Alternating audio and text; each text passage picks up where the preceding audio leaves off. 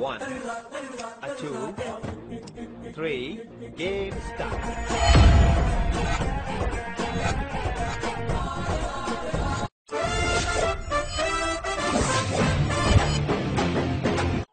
రచ్చ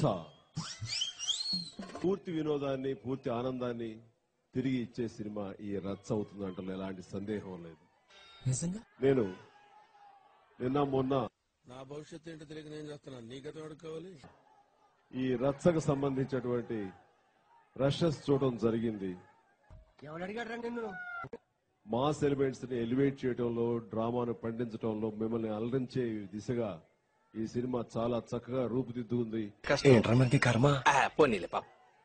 నాకే అనిపించింది 150వ సినిమా చేస్తే తమన్నాని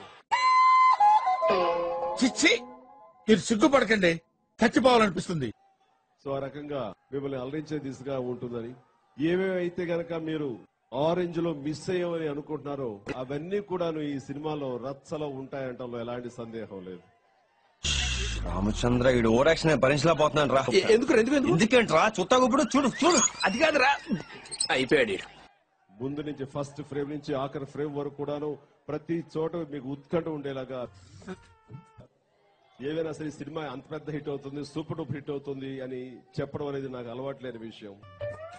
మరే పోస్టర్ మీద నీ ఫోటోలేంట్రా, ఏదో ఓటో వేసుకొని వచ్చేవాడు కూడా రావడం మానేస్తాడు. హీరోల బొమ్మలే నీ మానే ఎత్తవా. So thank you very much.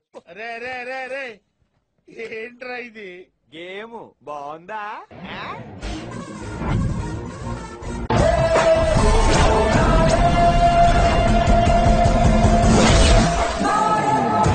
Charan మంచి కథ కోసం తన తీసుకున్న శ్రద్ధాశక్తులు. ఏంట్రా కథల విషయంలో చాలా కేర్ఫుల్ గా ఉంటావా? అసలు నువ్వు తీసే సినిమాలో కథ ఏదైనా ఉంటుందా?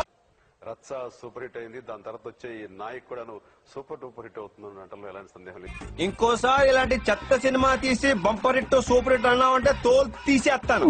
అంటే ఇందులో కామెడీ ఉంది, యాక్షన్ ఉంది, అండ్ పెర్ఫార్మెన్స్ చరణ్ ఉంది, ఎమోషనల్ సీన్స్ ఉన్నాయి, అండ్ వైవిధ్యంగా ఉంది. నీ బొందరా నీ బొంద.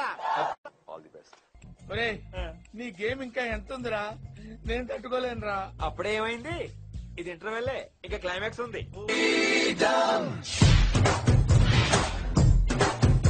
డాడీ మాట్లాడతారు, మాట్లాడుకోవటాలు లేవు. ఈ మధ్యనే ద సీక్రెట్ అనే పుస్తకం చదివాను. నీ బతుక్కి తెలుగు సరిగా రాదు, ఇంగ్లీష్ నవల్స్. సినిమాలో అత్యధిక భాగం నేను చూశాను. ఆద్యంతం ఉత్కంఠతోటి అలా నిలబెట్టిందని, దట్ ఈస్ 100% ఆ సినిమా నిలబెట్టేసింది.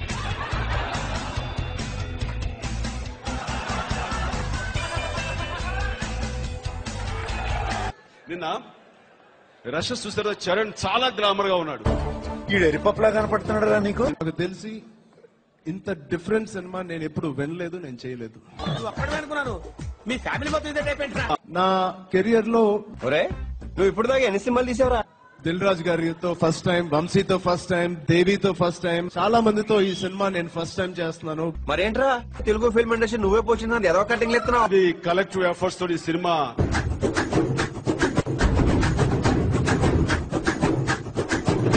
ఎవడు తిరుగులేని సినిమా అవుతుందని మరొకసారి నేను ఆశాభావాన్ని వ్యక్తం చేస్తూ, ఇక లాభం లేదురా.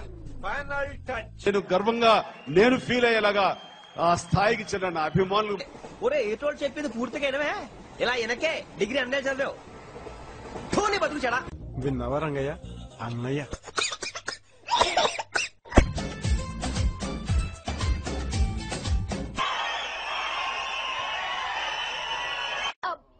ఇప్పుడు అనండి. ఏ అంటే నోరు పడిపోయిందా? ఎలా ఉంది నా స్కీమ్?